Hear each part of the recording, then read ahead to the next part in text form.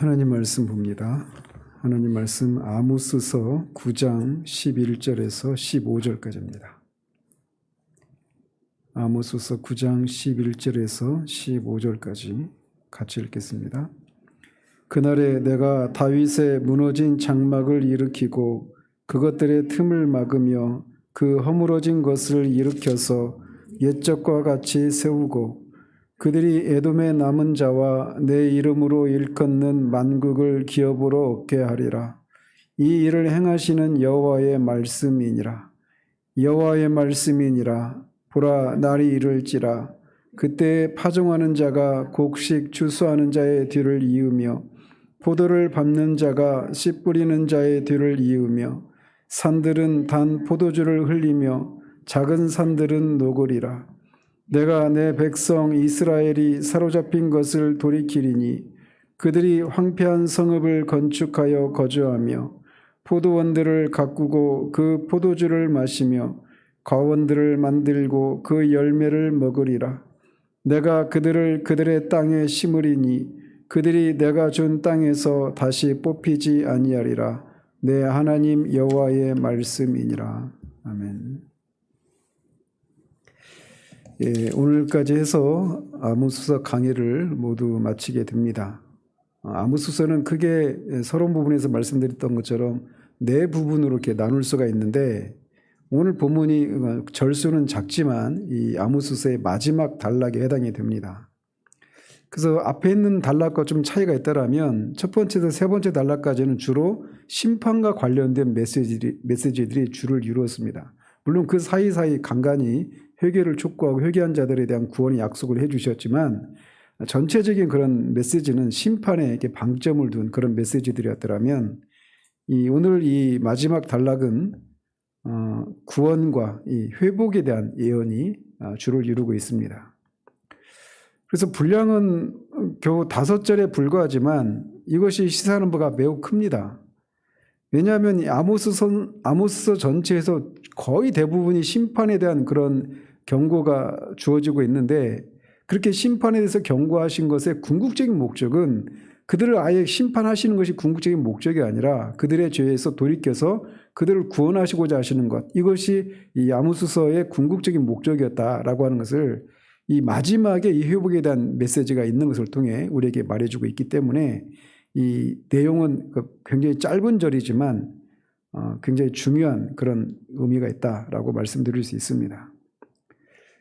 그래서 오늘 본문에서는 이 5가지 하나님의 심판을 받아 심판을 받은 이스라엘에 대한 5가지 회복에 대한 약속들을 해주시고 계시는데 먼저 11절에서는 다윗 왕가의 왕권을 복원시켜 주시겠다라고 하는 약속이 먼저 선포됩니다. 그날 내가 다윗의 무너진 장막을 일으키고 그것들의 틈을 막으며 그 허물어진 것을 일으켜서 옛적과 같이 세우고 라고 말합니다. 여기서 말하는 그날은 앞에서는 계속 그날은 여호와의 심판의 날을 의미했습니다. 그런데 여기서는 이제 이 심판의 날이 아니라 구원의 날을 의미하는 그 날입니다. 즉 무너진 다윗의 장막을 일으키는 날을 그날 이렇게 부르겠단 말이죠.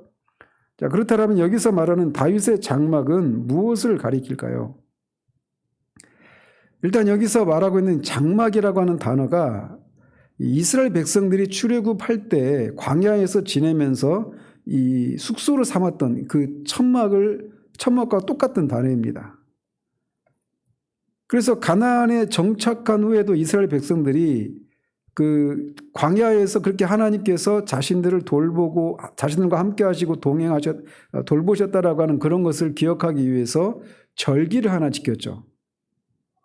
일주일 동안 장막에서 지내는 것이었습니다. 그래서 그걸 장막절 이렇게 부르죠. 그래서 이 장막이라고 하는 단어는 이 출애굽 당시에 하나님의 동행하심과 보호하심을 상기하게 해주는 그런 어떤 메타포와 같은 어떤 그 상징적인 그런 그 물건이란 말이죠. 따라서 여기서 무너진 다윗의 장막을 세운다 이 얘기는 1차적으로는 하나님의 심판을 받아서 무너진 다윗의 왕권을 회복시켜 주시고 이스라엘 역사 가운데서 가장 최대의 어떤 부흥기였던 다윗 시대의 영광을 회복시켜 주겠다라고 하는 예언이라고 할 수가 있습니다. 1차적인 의미는. 그러면서도 동시에 여기서 이 다윗의 왕권을 세워준다 이렇게 말하지 않고 하나님의 보호하심과 이 동행하심의 상징인 장막이라고 하는 단어를 이렇게 사용해서 다윗의 장막을 일으키겠다 이렇게 약속하고 계셔서 이렇게 다윗의 왕권을 회복시켜 주신다고 하는 것이 어떤 것을 통해 이루어지느냐? 하나님의 동행하심과 보호하심을 통해 이루어진다라고 하는 것을 암묵적으로 말해주고 있는 겁니다. 따라서 무너진 다윗의 장막을 일으켜서 옛적과 같이 세우시겠다라고 하는 것은 하나님께서 이스라엘과 함께 하심으로 이스라엘 역사 가운데서 가장 영광스럽고 찬란했던 이 다윗의 왕권을 회복시켜 주시겠다. 이게 1차적인 의미라는 것이죠. 그런데 바로 이 구절을 신약에서 사도행전 15장에서 이방인들을 교회에 받아들이는 문제, 이방인들을 그 율법을 어디까지 지켜야 하는지 이 문제를 가지고 예루살렘에서 공의회가 열렸잖아요.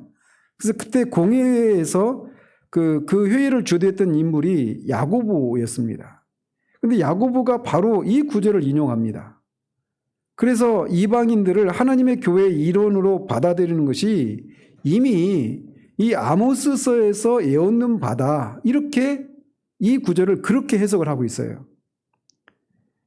따라서 그냥 1차적으로는 그 무너진 다윗의 왕권을 회복시켜 주시겠다 이런 정치적인 회복을 의미하기도 하지만 궁극적으로는 이 다윗의 장막을 세우고 온전하게 회복시킨다 이 얘기는 궁극적으로는 복음을 받아들인 열방의 모든 백성들로 구성된 온전한 하나님 나라의 회복에 대한 약속이다라고 할 수 있다는 것이죠. 그렇게 야고보가 이 구절을 그렇게 인용을 하고 있기 때문에 그렇게 적용하고 있기 때문에 그런 해석이 가능한 것입니다. 따라서 여기서 말하는 다윗은 누구를 가리킬까요? 궁극적으로는 예수 그리스도를 가리키는 거예요. 그래서 이 1차적으로는 이스라엘의 그 다윗의 왕권을 회복하는 것이지만 궁극적으로는 복음을 받아들인 유대인과 이방인으로 구성된 하나님 나라를 회복시키겠다라고 하는 그런 의미라는 것입니다. 자, 그러면서 이렇게 무너진 다윗의 장막을 일으키겠다라고 하는 말에 이어서 좀 더 세부적으로 구체적으로 어떻게 일으키겠는가를 이렇게 설명하고 있는데 그것들의 틈을 막으며 그 허물어진 것을 일으킨다라고 말을 하고 있습니다. 여기서 그것들이라고 하니까 그것들이 틈이라고 할 때 그것들은 복수로 되어 있지 않습니까? 그래서 여기서 말하는 그것이라고 하는 것은 이 북이스라엘과 남유다 모두를 가리키는 겁니다. 그래서 아모스서는 1차적으로는 북이스라엘 백성들을 향한 심판에 대한 경고와 회복에 대한 약속이잖아요. 그런데 간간이 이 아모스서의 이 메시지가 단지 그냥 북이스라엘 사람들만이 아니라 남유다도 포함된다라고 하는 것을 우리가 간간히 살펴보았잖아요. 그래서 이거를 이제 그것들의 틈을 막으며 그 허물어진 것을 일으킨다 이 얘기는 결국 지금은 남유다와 북이스라엘로 그렇게 분열되어 있지만 전 이스라엘이 하나로 통일될 것이다 라고 하는 그런 의미도 포함되어 있다라고 볼 수 있습니다. 1차적으로는 그렇게 볼 수 있다는 것이죠. 그런데 이 구약의 이 선지서들을 보면 이 택한 백성 이스라엘에 대한 회복에 대한 메시지는 그냥 1차적으로 이스라엘이라고 하는 그런 혈통적인 이스라엘을 향한 약속으로만 볼 수 없는 경우들이 왕왕 있습니다. 그래서 그렇게 보자면 여기서 말하고 있는 것은 1차적으로는 멸망한 북이스라엘과 남유다의 정치적인 회복을 의미할 수가 있습니다. 1차적으로는. 그렇지만 더 나아가서는 메시아의 초림으로 인해서 성취되는 신약의 택한 백성인 교회의 설립과 또 성령의 역사에 근거해서 교회 구성원에 의한 하나님 나라의 확장을 의미한다라고도 볼 수 있다는 것이죠.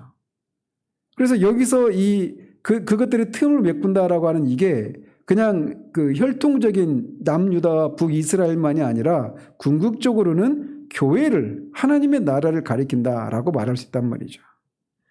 그래서 여기서 이 선지서에서 예언되고 있는 이 예언은 가깝게 보자면 외세에 의해서 멸망당한 택한 백성 이스라엘의 재건을 말하는 것이고, 길게 보자면 구속사의 이 정점은 하나님 나라의 완성이잖아요. 그것을 가리킨다라고도 볼 수가 있다는 것이죠. 그래서 여기서 이 오늘 본문에서 나오는 이 모든 약속은 1차적으로는 북이스라엘과 남유다에 대한 약속이면서 궁극적으로는 교회, 즉 하나님 나라에 대한 약속이다. 이렇게 해석을 모든 내용들을 다 그렇게 적용할 수 있다는 것입니다. 자, 그러면서 이렇게 11절에서는 장차 하나님의 은혜로 이스라엘이 다윗 왕가의 왕권과 다윗 때의 영광을 회복할 것이다. 이렇게 예언이 되어 있는데 12절에서는 이제 그렇게 회복된 이스라엘에게 만국을 기업으로 주실 것이다 라고 하는 약속이 주어집니다. 그들이 에돔의 남은 자와 내 이름으로 일컫는 만국을 기업으로 얻게 하리라. 이렇게 말을 합니다. 그래서 이 11절에서 약속하고 있는 것처럼 이스라엘 역사 가운데서 최전성기라고 할 수 있는 다윗 왕 때의 영광을 모두 회복할 뿐만 아니라 더 나아가서 주변의 모든 나라들을 그들의 통치 아래 들어오게 하실 것이다 라고 하는 약속이에요. 1차적으로는 말이죠. 그런데 여기서 이스라엘이 에돔을 비롯해서 여호와의 이름으로 일컫는 만국을 기업으로 얻는다 이렇게 말하고 있는 것은 이스라엘이 정치적으로 이렇게 다시 독립을 하고 영광과 그 영토를 회복해서 더 나아가서 주변의 나라를 이렇게 정복을 해가지고 영토를 확장시켜주겠다 이런 의미는 아니라는 겁니다. 그리고 실제로 역사적으로 그렇게 성취된 적도 없어요. 그래서 결국 여기서 말하고 있는 게 뭐느냐? 이것은 결국 이 과거에 하나님을 알지 못하던 세상 만국의 백성들이 하나님을 인정하고 하나님께로 돌아오게 할 것이다 라고 하는 그런 의미예요. 그래서 이것도 앞에 그 11절을 야고보가 이것을 이방인이 이제 하나님의 나라로 교회로 들어오는 것을 약속한 것이다 라고 이렇게 해석했던 것처럼 여기도 그런 의미라는 것이죠. 그래서 궁극적으로는 복음 전파를 통한 하나님 나라의 확장을 의미하는 것이다. 이렇게 이해할 수 있다는 것입니다. 자, 그러면서 이렇게 말할 수 있는 것은 내 이름으로 일컫는 만국이라고 하는 표현을 통해서도 확인할 수가 있는 겁니다. 그래서 이 구약의 이 이스라엘 백성들은 잘못된 선민의식을 가지고 있었잖아요. 자신들만 택한 백성이고 하나님의 백성이다라고 하는, 자신들만 하나님 나라고 하나님의 백성이라고 하는 배타적인 그런 선민의식을 가지고 있지 않았었습니까? 그런데 이제는 내 이름으로 일컫는 만국, 이 만국 안에는 이스라엘만 포함된 것이 아니라 이방 나라를 다 포함하고 있는 말이란 말이에요. 그래서 이제 이스라엘 백성만이 아니라 하나님의 그 모든 나라가 다 이 그날에라고 말했던 그날 이후로는 모든 나라가 하나님의 나라가 될 수 있고 모든 사람이 하나님의 백성이 될 수 있음을 말하고 있다는 것입니다. 그리고 이 일을 반드시 이루시겠다라고 하는 의미로 이 일을 행하시는 여호와의 말씀이니라라고 말을 하고 있는 겁니다. 그러니까 12절에서 궁극적으로 말하고 있는 것은 이스라엘 백성들이 자신들만 하나님 나라 택한 백성이다라고 하는 이런 생각을 갖고 있었는데 이제 그날에는 이 하나님의 나라가 단지 이스라엘만이 아니라 모든 나라로 확장될 것이다라고 하는 것을 약속해 주고 있는 거예요. 그리고 그게 언제 성취가 됩니까? 그리스도의 십자가 사건을 통해서 그게 성취가 되죠. 그리고 그리스도의 재림을 통해서 이제 그게 완성이 되는 것입니다. 그것에 대한 약속을 이렇게 중의적으로 말을 하고 있는 겁니다. 이렇게 11절에서는 다윗 왕가의 왕권을 회복할 것을 약속해 주고 계시고 12절에서는 만국을 기업으로 주시는 것을 통해 선민의 범위가 이방인에게까지 이제 만국에게까지 확장될 것을 언급하고 있는데 13절에서는 이렇게 회복된 나라가 누리게 될 풍요와 번영에 대해서 약속하고 있습니다. 그래서 13절에서 15절까지는 이렇게 회복된 이스라엘이 누리게 될 그런 복을 물리적인 측면에서 또는 영적인 측면에서 이렇게 언급하고 있고, 그들이 누릴 그 복이 영구히 지속될 것이라고 하는 것을 이렇게 약속하고 있습니다. 그래서 먼저 13절을 보면 여호와의 말씀이니라. 보라, 날이 이를지라. 그때 파종하는 자가 곡식 추수하는 자의 뒤를 이으며 포도를 밟는 자가 씨 뿌리는 자의 뒤를 이으며 산들은 단 포도주를 흘리며 작은 산들은 녹으리라. 자, 그래서 하나님께서 말씀하시는데 그 날이 이를 것이라는 겁니다. 근데 그때는 그러니까 그 날은 결국 앞에서 말씀한 다윗 왕가의 회복의 때죠. 그리고 이것은 궁극적으로는 그 메시아를 통해서 이루게 될 그 하나님 나라에 대한 약속인데, 그날의 그 누리게 될 축복을 이렇게 묘사하고 있는 거예요. 파종하는 자가 곡식 추수하는 자의 뒤를 잇게 된다, 이런 얘기입니다. 그러니까 이것은 씨를 뿌렸는데 이게 얼마나 곡식이 잘 됐는지, 추수하는 사람이 추수할 때 너무 막 많으니까 다음에 씨 뿌릴 때까지 추수를 할 정도로 그렇게 풍성한 그런 이 풍요로움을 누릴 것이다 라고 하는 것을 이렇게 과장된 표현으로 말을 하고 있는 겁니다. 그냥 단지 며칠 만에 추수를 끝내는 것이 아니라 다음 해에 그 씨를 뿌릴 때까지 추수가 계속될 정도로 그렇게 큰 풍년을 이루게 하시겠다, 이런 약속이에요. 뒤에도 마찬가지입니다. 포도를 밟는 자가 씨 뿌리는 자의 뒤를 이으며 이렇게 말을 하고 있는데, 포도를 이제 추수를 하면 그거를 포도주 틀에 넣고 발로 밟아서 포도주를 만들지 않습니까? 근데 포도 생산이 얼마나 많이 됐는지 포도를 밟는 자가 그 일을 다 끝내기도 전에 벌써 씨 뿌리는 자가 그렇게 포도를 또 이렇게 심는 그런 일이 일어날 것이다. 그런 정도로 큰 풍요와 번영을 누리게 될 것이다라고 하는 것을 이렇게 묘사하고 있는 겁니다. 그리고 뒤에서는 산들은 단 포도주를 흘리며 작은 산들은 녹으리라, 이렇게 말을 하는데, 이것은 택한 백성들이 그 회복될 때 누리게 될 그런 풍성한 삶을 이렇게 비유적으로 이렇게 묘사하고 있는 겁니다. 그래서 뒤에서부터 보면 작은 산들이 녹을 것이다, 이 얘기는 두 가지 의미로 해석할 수 있습니다. 하나는 산들이 녹아서 없어져서 평지가 되어서 농사를 지을 수 있는 땅이 될 것이다, 이런 의미로 해석할 수도 있고, 다른 하나는 땅이 기름지게 되어서 언덕에서도 농사를 지을 수 있게 될 것이다, 이런 의미로도 해석이 가능해요. 그래서 결국 이렇게나 저렇게나 공통적으로 해석할 수 있는 건 뭐냐, 그 약속의 땅이 엄청난 그런 풍요로운 그런 소산을 낼 것이다 라고 하는 것입니다. 또 산들이 단 포도주를 낸다라고 하는 것은 이 회복된 나라에서 이 단 포도주가 상징하듯이 최상의 기쁨과 큰 번영과 최고의 그런 즐거움을 누릴 것이다 라고 하는 것을 이렇게 상징적으로 묘사하고 있는 겁니다. 그리고 이것은 이제 뒤에 요엘서 3장 1절에서 말한 회복된 땅이 단 포도주와 젖을 흘릴 것이다 라고 하는 것을 이제 그런 것과 일맥상통하는 그런 예언이라고 할 수가 있습니다. 그래서 이렇게 이 회복된 택한 백성들에게 이런 풍요로움을 이제 누리게 될 것이다 라고 하는 것을 말해주고 있는 거예요. 그리고 14절은 이스라엘 백성들이 포로된 상태에서 해방되어서 약속의 땅으로 귀환할 것을 약속하고 있습니다. 내가 내 백성 이스라엘이 사로잡힌 것을 돌이키리니 그들이 황폐한 성읍을 건축하여 거주하며 포도원들을 가꾸고 그 포도주를 마시며 과원들을 만들고 그 열매를 먹으리라.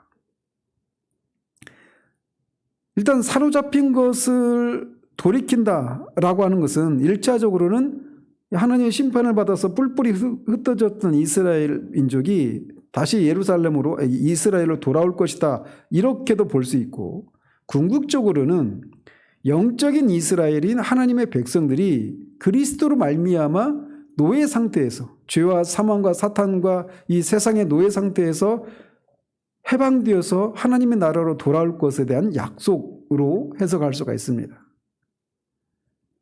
그러면서 그들이 누리게 될, 그렇게 약속의 땅으로 돌아온 자들이 누리게 될 것을 이렇게 이렇게 표현하고 있죠. 황폐한 성읍을 건축하고 거주한다. 그리고 포도원을 가꾸고 그 포도주를 마시고 과원들을 만들고 그 열매를 먹는다. 이렇게 말하고 있는데 하나님께서 이 신명기에서도 말씀하고 있는 게 뭐냐면 이스라엘 백성들이 하나님의 말씀에 순종하지 않을 때 너희들이 포도원을 가꾸어도 그 열매를 너희들이 못 먹고 다른 이방이 먹을 것이다. 이런 식으로 말씀하지 않았습니까? 근데 그런 것의 반대 현상을 말하고 있는 겁니다. 그래서 그들이 지은 건축물에 그들이 살게 되고 다른 이방인이 살게 되는 것이 아니라 그 건물을 지은 성읍을 지은 그 이스라엘 돌아온 이 하나님의 백성들이 거기에 살게 될 것이고 포도원을 만든 이 사람들이 포도주를 먹고 그런 식으로 그런 삶을 누리게 될 것이다라고 하는 것을 말해주고 있는 거예요. 그래서 이것은 앞에 그 4장 6절에서 11절에서 극한 가뭄과 재앙과 깐부기의 재앙을 인해서 이스라엘 백성들이 먹을 것이 하나도 없는, 마실 물도 없고 양식도 없는 그런 상태와 대조되는 그런 번영과 축복을 누리게 될 것이라고 하는 것을 약속하고 있는 것입니다. 자, 그리고 마지막으로 15절에서는 내가 그들을 그들의 땅에 심으리니 그들이 내가 준 땅에서 다시 뽑히지 아니하리라. 내 하나님 여호와의 말씀이니라 라고 말씀하시면서 아모스서를 마칩니다. 그래서 그들을 그들의 땅에 심으리니 이렇게 말을 해서 마치 이제 앞에서 13절과 14절에서 씨를 뿌리고 또 과목들을 심는 이런 것과 관련해서 이스라엘 회복을 약속하고 있잖아요. 그런데 여기서도 이제 이스라엘 백성들이 돌아온 땅에서 어느 누구도 그들을 쫓아내지 못할 것이다 라고 하는 것을 내가 그들의 땅에 하나님이 심으시겠다 이렇게 말씀하고 있는 것입니다. 그래서 내가 준 땅에서 다시 뽑히지 아니하리라 라고 약속하고 있는 거예요. 이스라엘 백성들은 과거에 이 아브라함 때부터 계속 이리저리 방랑하는 그런 나그네로서의 삶을 살지 않았습니까? 그리고 애굽에까지 가서 노예로 살다가 430년 만에 돌아오고 광야에서도 40년을 방랑 생활을 했단 말이죠.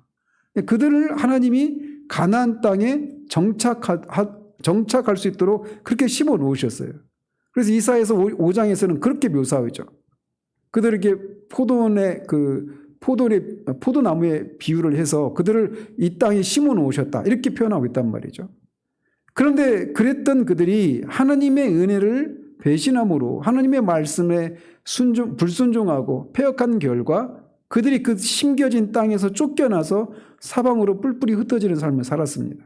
그런데 그들을 하나님이 다시 고토로 약속의 땅으로 돌아오게 하시고 거기에 이제 그들을 심어 놓으시고 그들을 어느 누구도 거기에서 그들을 뽑지 못하는 그런 일이 있을 것이라고 약속해 주고 계시단 말이죠.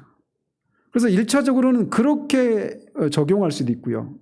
궁극적으로는 결국 앞에서 처음에도 말씀드린 것처럼 이거는 택한 백성 이스라엘의 회복에만 적용할 수 있는 것이 아니라 궁극적으로는 신약의 영적인 이스라엘인 교회에 주어진 약속이다라고 할 수도 있단 말이죠. 그래서 앞에 14절에서 그들을 노예 상태에서 해방시켜서 그렇게 하나님 나라의 백성으로 심어 놓으셨을 때 어느 누구도 그들을 그 하나님 나라에서 그들을 뽑아낼 수 없다. 그 하나님 나라의 백성의 그 지위를 어떤 것도 어느 누구도 잃어버릴 수 없도록 하시겠다라고 하는 그런 약속을 말하고 있는 것입니다. 그래서 이 본문을 통해서 우리에게 말해주고 있는 것은 하나님은 공의로운 하나님이시기 때문에 비록 그들이 택한 백성이라 할지라도 그들이 죄를 범한 경우에는 반드시 그 죄에 대해서 징계를 내리신다라는 겁니다.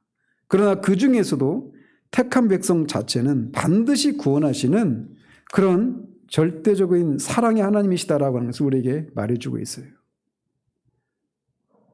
그리고 두 번째로 인간이 죄를 범해서 공의를 무너뜨리고 정의를 왜곡시키는 일을 하지만 그것에 대해서 하나님은 그냥 내버려 두시지 않고 반드시 그 인간들이 지은 그런 죄에 대해서 불의에 대해서 반드시 공의로 심판하신다라고 하는 것을 말해주고 있는 것입니다.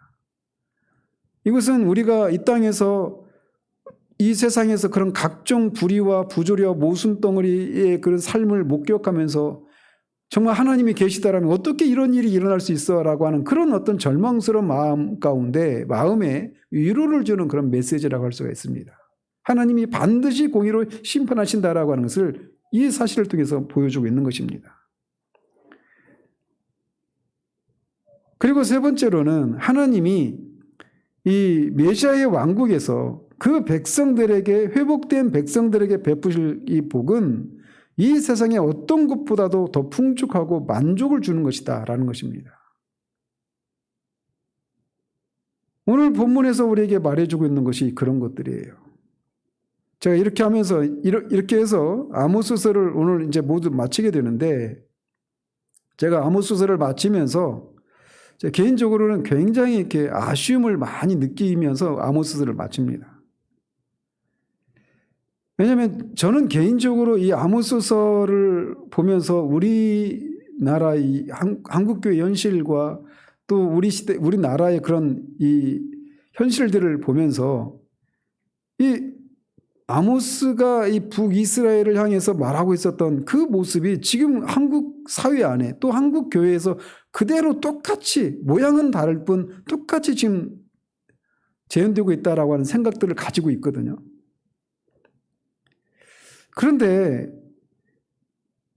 그래서 그런 현실들을 보면서 하나님께서 아모스 선지자를 통해서 그들에 대해서 심판의 메시지를 전하고 또 그들의 그 죄에서 돌이킬 것을, 또 돌이킨 자들에게 회복에 대해서 약속해 주고 계시는데, 이런 것에 대해서 우리가 큰 관심이 없구나라고 하는 그런 생각들을 제가 개인적으로 떨칠 수가 없었기 때문에 좀 아쉬움을 많이 느끼게 됩니다. 우리나라에 있던 복음주의적인 그런 진영의 신앙이 지극히 개인의 경건생활 위주의 신앙생활만 강조하고 있는 것을 보게 돼요. 그리스도인으로서 사유적이고 도덕적인 생활에 대해서는 등한시하거나 중요하게 생각하지 않는 그런 모습이 저는 우리나라 이렇게 복음주의 진영 안에 굉장히 만연해 있다, 이런 생각을 떨칠 수가 없습니다.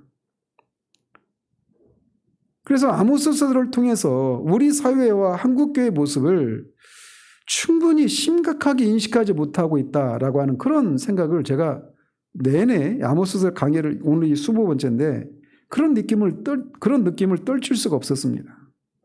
그러면서 이제 이 마치면서 드는 생각이, 왜 이제 우리 교회에서 왜 우리 신앙이 이렇게 종교적인 차원 혹은 어떤 교회 중심적이고 개인의 경건생활 위주의 신앙만 강조하고 그것의 중요성만을 이렇게 언급하고, 우리가 속한 사회 이론으로서 우리가 살고 있는 이 세상의 악과 모순과 부조리에 대해서는 등한시하거나 중요하게 여기지 않는 그런 신앙 풍토가 자리하게 되었는지에 대해서 먼저 이런 것들을 좀 언급할 필요가 있구나라는 생각을 다 마치면서 하게 됩니다. 그런 면에서 굉장히 아쉬워요. 하나님이 이 아모스서를 통해서 말씀하고 있는 건 우리 하나님을 섬기는 신앙이라고 하는 게 그저 어떤 종교적인 영역에만 국한된 것이 아니라고 하는 것을 우리에게 말해주고 있는 거잖아요. 이스라엘 사회 전반에 전반에서 일어나고 있는 각종 불의와 이런 착취와 탄압과 이런 이런 것들에 대해서 하나님께서 그렇게 징계하시고 심판을 내리시는 그런 관심을 보이고 계시는데, 우리는 그만큼 그런 시각을 가지고 있지 못하다, 이런 생각들을 제가 떨칠 수가 없는 거예요. 아브라함 카이퍼가 이렇게 말을 했습니다. 우리 인간 실존의 모든 영역에서 만유의 주권자인 그리스도가 내 것이다 라고 외치지 않는 것은 한치도 없다, 이렇게 말을 했어요. 이게 무슨 얘기냐? 인간의 모든 삶의 영역이 다 그리스도의 것이다라는 겁니다. 그래서 모든 영역에서, 교회에서 뿐만이 아니라 우리 사회, 모든 전반에 정치, 사회, 경제, 문화, 예술, 이 스포츠 이 모든 영역이 다 그리스도의 것이기 때문에 그 모든 것들 속에서 그리스도의 통치 현실이 나타나야 된다. 라고 하는 것이 그가 말하는 것이고 그게 성경에서 말하는 거라는 거죠. 아모스서가 우리에게 그걸 말해주고 있는 거예요. 그런데 한국교회가 과연 교회 밖에 세상에서 벌어지고 있는 사회의 악과 모순과 불의와 부조리에 대해서 어떤 생각과 반응을 하고 있는지 돌아봐야 돼요. 우리 자신들부터 돌아봐야 합니다.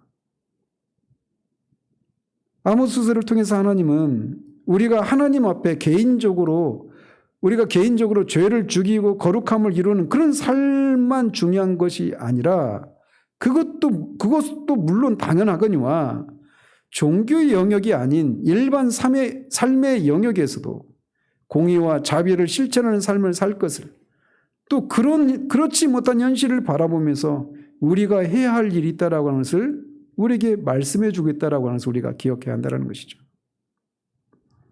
저는 개인적으로 한국교회가 아모스 선지자 당시의 북이스라엘 사람들처럼 현세적인 복을 우리가 단군 이래로 가장 풍요로움을 누리고 있고 또 더더군다나 어떤 종교적인 그런 행위들을 하고 있기 때문에 우리는 하나님 앞에 바른 그런 상태라고 하는 그런 착각을 하고 있어서 수백만이 넘는 자칭 그리스도인이 살고 있는 나라라고는 생각할 수 없는 온갖 부조리와 불의와 모순과 갈등이 세상에서 뿐만 아니라 교회 안에서조차도 넘쳐나는 이 시대를 향해서 하나님은 아모스서를 통해서 경고를 보내고 있는 건 아닌가라고 하는 두려움을 떨칠 수가 없습니다. 그런 시각으로 우리가 우리 시대를 바라보고 있는지 이 세상 안에서 교회가 그렇게 세상의 소금이고 세상의 빛으로서의 그런 자리매김을 하고 있는지를 우리가 돌아봐야 한다는 것입니다. 이 사람들도 분명히 거듭 말씀드렸지만 북이스라엘 이 사람들도 열심을 내었습니다. 남유다에 있는 브엘세바까지 가가지고 거기서도 하나님께 제사를 드릴 정도로 그런 열심이 있었던 사람들이었어요. 종교 행위를 하나님을 섬기는 종교 행위를 하지 않았던 게 아니란 말이죠. 엄청난 열심을 가지고 있었어요. 그럼에도 불구하고 사회 속에서는 종교 행위 자체도 그런 위선과 자기 만족과 자기 자랑을 차원에서 그런 하나님을 섬기는 그 잘못도 그 죄도 있거니와 그것에 대해서만 하나님이 책망하시는 것이 아니라 그들의 삶의 자리 가운데서 그들이 유례없는 정치적인 안정과 이 경제적인 번영을 누리고 있는 것이 하나님께서 자신들에게 복을 내려주신 것이다.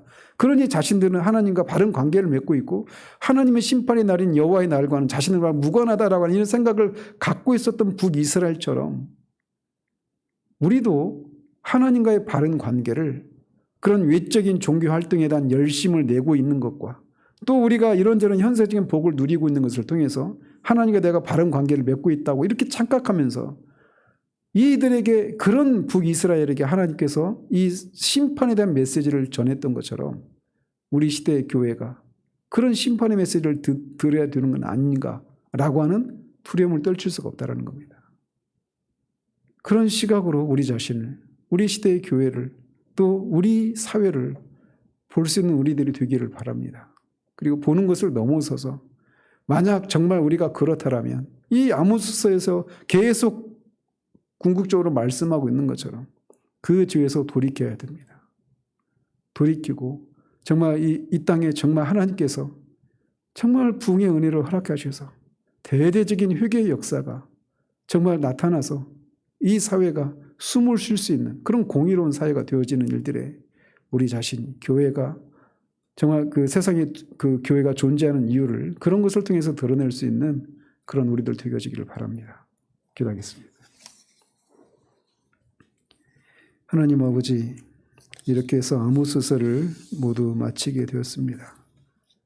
아버지 하나님, 아모스를 통해서 이 심판에 대한 메시지를 듣고 있었던 북이스라엘 사람들이 잘못된 그런 선민의식과 하나님을 섬기는 그런 종교 활동에 대해서 피상적인 이해와 또 자신들이 누리고 있는 그런 현세적인 복들이 불의한 방식으로 얻은 것임에도 불구하고 마치 하나님이 자신들을 기뻐하셔서 그렇게 현세적인 복을 누릴 수 있도록 해주셨다 이렇게 착각을 하면서 그렇게 있다가 궁극적으로는 심판을 받아 그 나라가 결국은 없어져 버리게 되는 그런 때까지 나아갔던 것을 우리가 돌아봅니다.